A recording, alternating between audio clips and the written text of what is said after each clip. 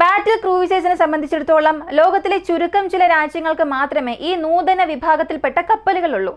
ഇപ്പോൾ ഈ ക്രൂയിസർ അല്ലെങ്കിൽ ഡെസ്ട്രോയർ, ഫ്രിഗേറ്റ്, മിസൈൽ ബോട്ട് ഇവയെക്കുറിച്ചൊക്കെ പറയുമ്പോൾ കൺവെൻഷണൽ ഇന്ധനത്തിൽ പ്രവർത്തിക്കുന്ന വിഭാഗത്തിൽ മാത്രമേ നമ്മളിത് കൂടുതലായി കണ്ടിട്ടുള്ളൂ. എന്നാൽ ലോകത്തിലെ ഒരേയൊരു ആണവ ശക്തിയുള്ള ബാറ്റിൽ ക്രൂയിസർ റഷ്യയുടെ പക്കൽ ഇപ്പോൾ സജീവമാണ്.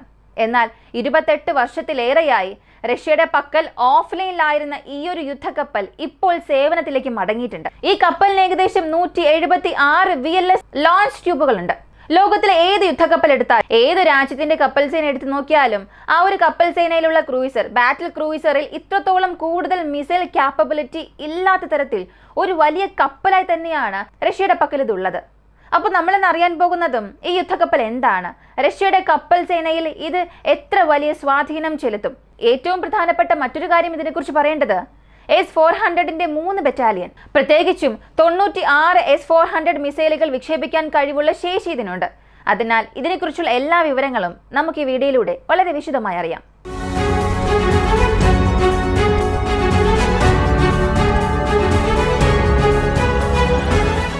അഡ്മിറൽ നെഖിമോവ്. ഇതിന്റെ തുടക്കം നമ്മൾ അറിയണമെങ്കിൽ സോവിയറ്റ് യൂണിയൻ കാലഘട്ടത്തിലേക്ക് പോകണം. 1983 ഈ ഒരു കപ്പൽ ആദ്യമായി നിർമ്മിച്ചു. ഇതിനെ കിലോ ക്ലാസ് ബാറ്റിൽ ക്രൂയിസേഴ്സ് എന്ന് വിളിക്കും. ഇതിന്റെ വലിപ്പം വളരെ കൂടുതലായിരിക്കും. ഡെസ്ട്രോയറുകളേക്കാൾ പല മടങ്ങ് കഴിവുള്ള യുദ്ധക്കപ്പലുകളാണ്, കൂടുതൽ ഭാരമുള്ള യുദ്ധക്കപ്പലുകളുമാണ്. മൊത്തത്തിൽ ഇതിൽ 4 യുദ്ധക്കപ്പലുകൾ റഷ്യ നിർമ്മിക്കാൻ തീരുമാനിച്ചു. ഈ 4-ൽ അഡ്മിറൽ ഉസാക്സോവ്, അഡ്മിറൽ ലെസറോവ്, അഡ്മിറൽ നെഖിമോവ്, പിയോട്രോ വെലിക്കി, ഇതൊന്നും മാത്രമാണ് ഇപ്പോൾ നിലവിൽ റഷ്യയുടെ കപ്പൽ സേനയിലുള്ളത്. 2 കപ്പൽ റഷ്യ സ്ക്രാപ്പ് ചെയ്തു. ഇപ്പോൾ 1 സർവീസിലേക്ക് റിട്ടേൺ ആകാൻ പോവുകയാണ്. ഈ ബാറ്റിൽ ക്രൂയിസേഴ്സിന്റെ പ്രധാനപ്പെട്ട ഒരു സവിശേഷത, ലോകത്തിലെ ഒരേയൊരു ആണവ ശക്തിയുള്ള ബാറ്റിൽ ക്രൂയിസേഴ്സ് ആണിവ. ഈ തരത്തിലുള്ള ചില യുദ്ധക്കപ്പലുകൾ അമേരിക്കയ്ക്ക് ഉണ്ടായിരുന്നു. എന്നാൽ അറ്റകുറ്റപ്പണികളുടെ ചിലവ് കാരണവും സോവിയറ്റ് യൂണിയൻ കോൾഡ് വാറിന്റെ ആ ഒരു എൻഡ് കാലഘട്ടത്തിൽ അതിന്റെ ആവശ്യകത കുറഞ്ഞതുകൊണ്ടും ആ ഒരു കപ്പലുകൾ റിട്ടയർ ചെയ്തു. അപ്പോൾ റഷ്യയുടെ പക്കൽ മാത്രമാണ് ഇപ്പോൾ ആണവ ശക്തിയുള്ള ബാറ്റിൽ ക്രൂയിസേഴ്സ് ഉള്ളത്. ശരി, ഈ ഒരു കപ്പൽ സോവിയറ്റ് യൂണിയൻ കാലത്താണ് നിർമ്മിച്ചത്. പിന്നെ എന്തുകൊണ്ടാണ് ഇത് ഇത്രയും വർഷം ഓഫ്ലൈനിലായിരുന്നത്? ഇതിന് പിന്നിലെ പ്രശ്നങ്ങൾ എന്തൊക്കെയാണെന്ന് നോക്കിയാൽ, ചില നവീകരണങ്ങൾക്കായി ഇത് അവസാനമായി 1995-96 കാലഘട്ടത്തിൽ ഇതിനെ ഡ്രൈ ഡോക്ക് ചെയ്തു. എന്നാൽ അതിന് പിന്നിലും നിരവധി പ്രശ്നങ്ങൾ ഉണ്ടായിരുന്നു. പ്രധാനമായും ഇതിന്റെ ന്യൂക്ലിയർ റിയാക്ടറിൽ. ഈ യുദ്ധക്കപ്പലുകളെ സംബന്ധിച്ചിടത്തോളം 2 ന്യൂക്ലിയർ റിയാക്ടേഴ്സ് ഉപയോഗിക്കും. ഇത് KN-3 pressurised water nuclear reactor അല്ലെങ്കിൽ OK900A, ആ ഒരു ക്ലാസ്സിലുള്ള ഹെവി വാട്ടർ ന്യൂക്ലിയർ റിയാക്ടർ എന്നും പറയും. ഈ ന്യൂക്ലിയർ റിയാക്ടറിൽ ചില പ്രശ്നങ്ങൾ ഉണ്ടായിരുന്നു. തുടക്കം മുതൽ തന്നെ ഈ യുദ്ധക്കപ്പലിൽ റേഡിയേഷൻ ചോർച്ചയുണ്ടായിരുന്നു. അത് 2 തവണ കണ്ടെത്തി. അതിനാൽ ഇതുപോലുള്ള ചില പ്രശ്നങ്ങൾ കാരണം, ആധുനികവൽക്കരണ സമയത്ത് ഉണ്ടായ ചില പ്രശ്നങ്ങൾ കാരണവും ഇതിനെ ഡ്രൈ ഡോക്ക് ചെയ്തു. എന്നാൽ ഇതിന്റെ ഒരു എസ്റ്റിമേഷൻ നൽകിയിരുന്നത് 2008 ഇത് മോഡേണൈസേഷൻ ചെയ്യുകയും സീ ട്രയൽസ് എല്ലാം അവസാനിപ്പിച്ച് 2010-11 ഈ ഒരു കാലയളവിൽ ഇത് റഷ്യൻ നാവികസേനയിൽ ചേർക്കുമെന്നായിരുന്നു പ്രഖ്യാപിച്ചിരുന്നത്. എന്നാൽ 2010 നൽകിയ ആ ഒരു സമയം എന്നത് പിന്നീട് 2015 മാറ്റി. ഇതേ തുടർന്ന് 2018-19 പിന്നെ കോവിഡ് വന്നു. കോവിഡിന് ശേഷം കുറേയേറെ പ്രശ്നങ്ങൾ, അതിനുശേഷമുണ്ട് ചില നഷ്ടങ്ങൾ. അതുകൊണ്ട് 21-22 കാലയളവിൽ കപ്പൽ എത്തിക്കുമെന്ന് പറഞ്ഞു. എന്നാൽ അവർ പറഞ്ഞ സമയത്ത് ഈ കപ്പലിനായിട്ടുള്ള പ്രക്രിയ എല്ലായ്പ്പോഴും പൂർത്തിയാക്കാൻ അവരെ കൊണ്ട് കഴിഞ്ഞില്ല. അങ്ങനെയാണെങ്കിൽ അവർ ആ കപ്പൽ ഉപേക്ഷിച്ചു. ഇതിനുശേഷം ഈ ഒരു കപ്പൽ സർവീസിലേക്ക് വരില്ല എന്നൊക്കെ ചിന്തിച്ചുകൊണ്ടിരിക്കുമ്പോൾ 2024 നവംബർ മാസത്തിൽ ഒരു പ്രധാനപ്പെട്ട വാർത്ത പുറത്തു വന്നു. നിരവധി വർഷങ്ങൾക്ക് ശേഷം, 20 വർഷങ്ങൾക്ക് ശേഷം ഈ ഒരു കപ്പലിന്റെ ആണവ റിയാക്ടർ 2024 വീണ്ടും സജീവമാകും. ഇതായിരുന്നു വാർത്ത. ഇപ്പോൾ സീ ട്രയൽസ് വീണ്ടും ആരംഭിച്ചു എന്നൊക്കെ പറയുന്നുണ്ട്. ശരി, ഇത് സോവിയറ്റ് യൂണിയൻ കാലത്ത് നിർമ്മിച്ച ഒരു യുദ്ധക്കപ്പലാണ്. ഇപ്പോൾ റഷ്യ ഇതിനെ മോഡേണൈസേഷൻ ചെയ്യാൻ വേണ്ടിയാണ് അതിനെ ഡോക്കിലേക്ക് അയച്ചത്. അങ്ങനെയാണെങ്കിൽ ഇപ്പോൾ മോഡേൺ സ്റ്റാൻഡേർഡിലേക്ക് വന്നിട്ടുണ്ടോ? അല്ലെങ്കിൽ റഷ്യ ഇതെങ്ങനെയാണ് പുറത്ത് പ്രൊജക്റ്റ് ചെയ്യുന്നത്? പ്രധാനമായും നോർത്തേൺ ഫ്ലീറ്റിന് കീഴിൽ വരുന്ന ഒരു യുദ്ധക്കപ്പലാണിത്. അപ്പോൾ ഇത് കാരണം എത്ര വലിയൊരു ഇമ്പാക്റ്റ് ആയിരിക്കും ആ ഒരു സ്ഥലത്ത് ഉണ്ടാക്കാൻ കഴിയുക? അല്ലെങ്കിൽ റഷ്യ പറഞ്ഞതൊക്കെ ഇതിൽ ചെയ്തിട്ടുണ്ടോ എന്നൊക്കെ ചോദിച്ചാൽ, പൊതുവെ ഒരു ന്യൂക്ലിയർ പവേർഡ് ബാറ്റിൽ ഷിപ്പിനെ സംബന്ധിച്ചിടത്തോളം അതിന് പ്രധാനപ്പെട്ട ആർമമെന്റ്സ് അത് എത്രത്തോളം ഒഫൻസീവ് കാറ്റഗറിയിൽ വെപ്പൺസ് കൊണ്ടുപോകുന്നു എന്നുള്ളതിനെ അടിസ്ഥാനമാക്കിയാണുള്ളത്. അപ്പൊ ലോകത്തിൽ ഇപ്പോഴത്തേക്ക് അല്ലെങ്കിൽ ഈ ഒരു കപ്പലിന് മുൻപ് വരെയും ചൈനയുടെ ടൈപ്പ് 55 സൂപ്പർ ഡെസ്ട്രോയർ ഉണ്ടായിരുന്നു. മൊത്തത്തിൽ ഇതിൽ 112 VLS vertical launch system tubes ഉണ്ടായിരുന്നു. ഇനി US കപ്പൽ സേനയുടെ ഡിക്കാൻഡോ ക്രൂയിസറിൽ 122 VLS സിസ്റ്റം ഉണ്ടായിരുന്നു. ഇതായിരുന്നു ഒരു കപ്പലിൽ ഉണ്ടായിരുന്ന കൂടുതൽ വെർട്ടിക്കൽ ലോഞ്ച് സിസ്റ്റത്തിന്റെ എണ്ണം. അതായത് ഇപ്പൊ ഈ റഷ്യയുടെ കപ്പലിന്റെ അറൈവലിന് മുൻപ് വരെയും. ഇപ്പൊ റഷ്യ മോഡേണൈസേഷൻ ചെയ്തല്ലോ. അതിന്റെ വെപ്പൺ സിസ്റ്റത്തെ മാത്രമാണോ ആഡ് ചെയ്തത്? കാരണം അതിലുള്ള 176-ൽ 96 VLS സിസ്റ്റം എയർ ഡിഫൻസ് സിസ്റ്റത്തിന് വേണ്ടി മാത്രം നൽകിയിട്ടുണ്ട്. ഇതിന് മുൻപ് സർവീസിലായിരുന്നപ്പോൾ S-300 ആയിരുന്നു ഇതിന്റെ പ്രധാനപ്പെട്ട ഡിഫൻസീവ് എക്യുപ്മെന്റ് ഉപയോഗിച്ചിരുന്നത്. മാത്രവുമല്ല AK-133 മെഷീൻ ഗൺ സിസ്റ്റം ഇതിന്റെ ലാസ്റ്റ് ലെയർ ഓഫ് ഡിഫൻസ് സിസ്റ്റമായി ഉപയോഗിച്ചിരുന്നു. എന്നാൽ ഇപ്പോൾ അപ്ഗ്രേഡ് ചെയ്തതിലൂടെ ഇവർ ചെയ്തത് S-400 ഉപയോഗിച്ചിട്ടുണ്ട്. മാത്രവുമല്ല പങ്ഷീർ പോയിന്റ് ഡിഫൻസ് സിസ്റ്റം ഉപയോഗിച്ചിട്ടുണ്ട്. ബാക്കിയുള്ള 80 VLS സിസ്റ്റത്തിൽ പങ്ഷീറിന് വേണ്ടി ചില എണ്ണം സിസ്റ്റം മാറ്റിവെച്ചിട്ട് Kalibr cruise missiles, Zircon antiship missiles ഇവയെല്ലാം ഇതിന്റെ മെയിൻ പ്രൈമറി ആർമമെന്റ്സായി ഉപയോഗിച്ചിട്ടുണ്ട്. അപ്പോൾ ഇതിന്റെ മാക്സിമം സ്ട്രൈക്കിംഗ് റേഞ്ച് എന്നത് സിർക്കോണിനെ സംബന്ധിച്ചിടത്തോളം 1000 കിലോമീറ്റർ കഴിഞ്ഞുള്ള ടാർഗറ്റിനെ പോലും ന്യൂട്രലൈസ് ചെയ്യാൻ സാധിക്കും. അതുപോലെ കാലിബർ ക്രൂയിസ് മിസൈൽ എന്നത് ഉക്രൈൻ യുദ്ധത്തിൽ വിവിധ സ്ഥലങ്ങളിൽ ഇതിനകം തന്നെ ഉപയോഗിച്ചിട്ടുണ്ട്. ഇതിന്റെ പരമാവധി റീച്ചബിൾ റേഞ്ച് എന്നത് 2500 കിലോമീറ്ററിലും അധികമാണ്. അപ്പൊ ഈ മോഡേൺ എക്യുപ്മെന്റ്സിനെ സംബന്ധിച്ചിടത്തോളം റഷ്യയുടെ ഭാഗത്ത് നിന്ന് അങ്ങനെ പ്രധാനപ്പെട്ട വാർത്തകളൊന്നും പുറത്തു വന്നിട്ടില്ല. അവർ ഈ കപ്പലിനെ ഏത് തരത്തിൽ പുറത്തെടുത്തുകൊണ്ടുവന്നു എന്നൊന്നും അറിയില്ല.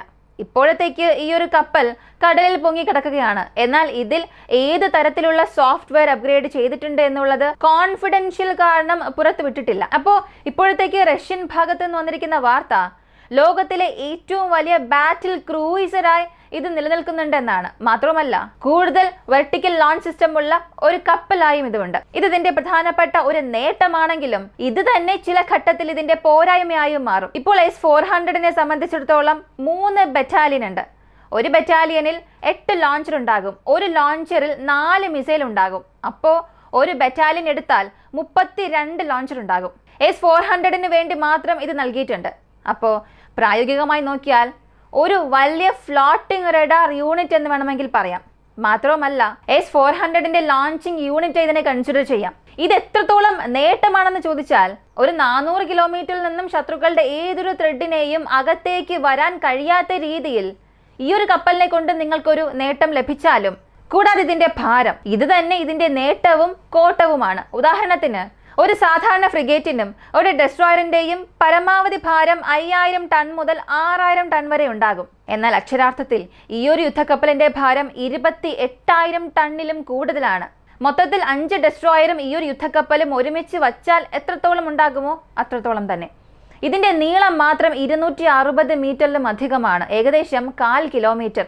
ഒരു വലിയ സ്പോർട്സ് ഗ്രൗണ്ട് ഉണ്ടെങ്കിൽ യുദ്ധക്കപ്പൽ ഉപയോഗിച്ച് അതിനെ മുഴുവനായി മൂടാൻ കഴിയും. ഇനി ഇതിന്റെ സ്റ്റെൽത്ത് പ്രൊഫൈൽ ലഭ്യമല്ല.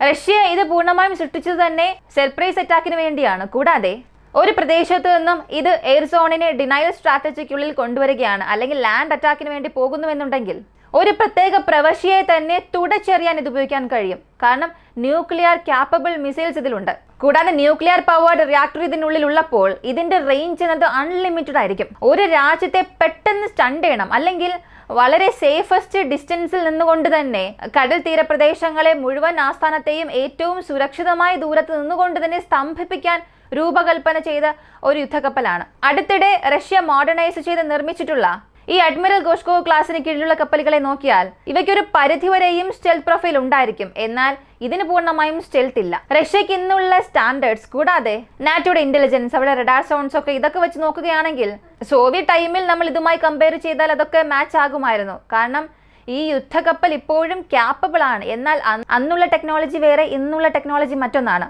ഏകദേശം 30 വർഷം 3 ഡിക്കേഡ്സായി ഈ ഒരു കപ്പൽ ഓഫ്ലൈനിലായിരുന്നു. ഇന്ന് ഓൺലൈനിലേക്ക് തിരിച്ചു വരുമ്പോൾ എത്ര തന്നെ റഷ്യ അതിന്റെ സോഫ്റ്റ്വെയറിൽ അമിതമായി അപ്ഗ്രേഡ്സ് വരുത്തിയാലും, അല്ലെങ്കിൽ റഷ്യ അതിന്റെ സോഫ്റ്റ്വെയറിൽ നിരവധി മാറ്റങ്ങൾ വരുത്തിയാലും ശരി, നാറ്റോ മാനദണ്ഡങ്ങൾ അനുസരിച്ച് ഇതൊരു ഹെവിയസ്റ്റ് സ്വാധീനം ചെലുത്താൻ കഴിയുന്നൊരു കപ്പലായി മാറുമെങ്കിലും ഇത് നശിപ്പിക്കാനാകാത്ത ഒരു യുദ്ധക്കപ്പലാകുമോ എന്നുള്ളത് സംശയമുള്ളൊരു കാര്യമാണ്.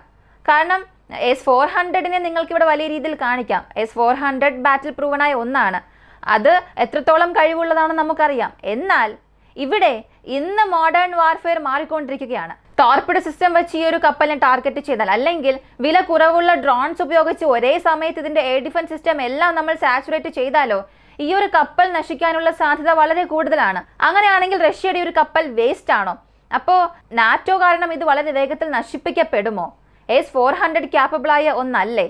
ഇതിലുള്ള മറ്റ് VLS സിസ്റ്റത്തിൽ നിന്നും ശത്രുവിന് വലിയ നഷ്ടങ്ങൾ നൽകാൻ കഴിയില്ല എന്ന് ചോദിച്ചാൽ തീർച്ചയായും നൽകാൻ കഴിയും. ഈ യുദ്ധക്കപ്പൽ അകത്തേക്ക് പോവുകയാണെങ്കിൽ ശത്രു ഇന്നുള്ള മോഡേൺ ഡേ ത്രെഡിൽ, ഇന്നുള്ള മോഡേൺ ഡേ ടെക്നോളജീസിൽ ഈ ഒരു കപ്പൽ അവരുടെ സോണിനുള്ളിലേക്ക് വരുമ്പോൾ തന്നെ, അല്ലെങ്കിൽ അതിന് മുൻപ് തന്നെ അതിനെ ടാർഗറ്റ് ചെയ്യാൻ തുടങ്ങും. അപ്പോൾ ഈ ഒരു കപ്പൽ ഒരു സ്ഥലത്ത് സ്ട്രൈക്ക് ചെയ്യാൻ പോകുന്നുവെന്നുണ്ടെങ്കിൽ സ്ട്രൈക്ക് ചെയ്യാൻ പോകുന്ന ആ രാജ്യത്തെ പൂർണ്ണമായും നശിപ്പിക്കും. കൂടെ തന്നെ യുദ്ധക്കപ്പലും നശിക്കും. അപ്പോൾ അകത്തേക്ക് പോകുന്ന ഈ ഒരു കപ്പൽ ശത്രുവിന് എത്രത്തോളം പ്രശ്നമുണ്ടാക്കുന്നുവോ അത്രത്തോളം തന്നെ ആ കപ്പൽ പുറത്തേക്ക് വരാനുള്ള സാധ്യതയും കുറവാണ്. കാരണം ഇന്നുള്ള ടെക്നോളജിയിൽ ഇതിലുള്ള സെൻസസ് യൂണിറ്റിനെ കുറിച്ചുള്ള ഡാറ്റാസ് ഒന്നും നമുക്ക് ലഭിച്ചിട്ടില്ല. റഷ്യ അപ്ഗ്രേഡ് ചെയ്തതായി പറയുന്നു, എന്നാൽ എത്രത്തോളം അപ്ഗ്രേഡ് ചെയ്തു എന്നും അറിയില്ല. പ്രീവിയസ് ഇമേജുമായി കമ്പയർ ചെയ്യുമ്പോൾ പുറത്ത് വലിയ മാറ്റമൊന്നുമില്ല. മുൻപ് എങ്ങനെയാണോ അതുപോലെ തന്നെയാണ് ഇപ്പോഴും ഉള്ളത്. അപ്പോൾ അകത്തവർ എത്ര തന്നെ അതിന്റെ പ്രൊഫൈൽ മാറ്റിയാലും ഇതിന്റെ സ്റ്റെൽത്ത് ഫ്യൂച്ചർ പൂർണ്ണമായും ഇനേബിൾ ആയതുപോലെ തോന്നുന്നില്ല. ഇത് ഈ കപ്പലിനൊരു നെഗറ്റീവ് ഇമ്പാക്റ്റ് ആയി മാറും. അപ്പോൾ മൊത്തത്തിൽ നോക്കിയാൽ റഷ്യയുടെ ഈ ഒരു യുദ്ധക്കപ്പൽ 28,000 ടണ്ണുള്ള ന്യൂക്ലിയർ പവർഡ് ബാറ്റിൽ ക്രൂയിസർ എന്നത് എത്രത്തോളം ഒഫൻസീവ് ഓപ്പറേഷന് വേണ്ടി അകത്തേക്ക് പോകുന്നു, ശത്രുക്കളെ ആക്രമിക്കുന്നുവോ അത്രത്തോളം തന്നെ ഇതിനും ചില പ്രശ്നങ്ങൾ ഉണ്ടാകും. ചില പ്രശ്നങ്ങൾ ഉണ്ടാകുമെന്നതിനപ്പുറം ശത്രുക്കളുടെ രാജ്യത്തെ നശിപ്പിച്ചതിനു ശേഷം ഈ ഒരു കപ്പലും നശിക്കാനുള്ള സാധ്യതയുണ്ട്. അതായത് മുൻകൂട്ടി കണ്ടെത്തി ഫസ്റ്റ് സ്ട്രൈക്ക് ചെയ്താൽ മാത്രമേ ഇതൊക്കെ സംഭവിക്കുകയുള്ളൂ. ഒരു പക്ഷേ മറ്റേതെങ്കിലും പ്രശ്നത്തിൽ, ഒരു യുദ്ധ സാഹചര്യത്തിൽ ഈ കപ്പൽ ഇവിടെ ഉണ്ട് എന്നുള്ളത് കണ്ടെത്തുകയാണെങ്കിൽ അതിന്റെ ഡിഫൻസിനെ വളരെ പെട്ടെന്ന് ഓവർകം ചെയ്യാനുള്ള ഓപ്ഷൻസും ഉണ്ട്. ഈ ഒരു വീഡിയോയെക്കുറിച്ചുള്ള നിങ്ങളുടെ അഭിപ്രായം കമന്റിൽ പറയുക. 28 വർഷങ്ങൾക്ക് ശേഷം റഷ്യ ഓഫ്ലൈനിൽ നിന്നും ഈ ഒരു കപ്പലിനെ ഓൺലൈനിലേക്ക് കൊണ്ടുവന്നിട്ടുണ്ട്. ഇത് കാരണം നോർത്തേൺ ഫ്ലീറ്റ് തീർച്ചയായും സ്ട്രോങ് ആയ ഒരു സോണായി ക്രിയേറ്റ് ആകും. റഷ്യയുടെ നോർത്തേൺ ഫ്ലീറ്റിന് ഒരു വലിയ ബൂസ്റ്റ് ഈ ഒരു കപ്പൽ നൽകും. എന്നാൽ റഷ്യ ക്ലെയിം ചെയ്യുന്നത് പോലെ ഈ ഒരു യുദ്ധക്കപ്പൽ നശിപ്പിക്കാൻ കഴിയാത്തൊരു കപ്പൽ എന്ന കാറ്റഗറിക്ക് കീഴിൽ വരുമോ എന്നുള്ളത് സംശയം തന്നെയാണ്. കാരണം ഇതിന്റെ സോഫ്റ്റ്വെയർ ആയിക്കോട്ടെ, അല്ലെങ്കിൽ ഇതിന്റെ മറ്റ് ഫീച്ചേഴ്സ് ആയിക്കോട്ടെ, സോവിയറ്റ് കാലഘട്ടത്തിൽ ഉള്ളതുപോലെ തന്നെയാണ് ഇപ്പോഴും ഉള്ളത്. വളരെ ഔട്ട്ഡേറ്റഡ് ആണ്. ഇതൊന്നും റഷ്യ താഴ്ത്തി പറയുന്നതല്ല. ഈ കപ്പലിന്റെ ചില കാറ്റഗറീസ് ഒക്കെ കാണുമ്പോൾ, അതിനെക്കുറിച്ചുള്ള ചില ഡീറ്റെയിൽസ് എടുക്കുമ്പോഴും നിങ്ങൾക്ക് തന്നെ ഇക്കാര്യങ്ങളെല്ലാം അറിയാൻ സാധിക്കും. അപ്പോൾ ഈ ഒരു വീഡിയോ കുറിച്ചുള്ള നിങ്ങളുടെ അഭിപ്രായം കമന്റിൽ പറയുക. കൂടുതൽ അപ്ഡേറ്റ്സിനായി വോയിസ് ഓഫ് വിക്കിയെ നമ്മുടെ ചാനൽ സബ്സ്ക്രൈബ് ചെയ്യുക. മറ്റൊരു വീഡിയോയുമായി വീണ്ടും കാണാം.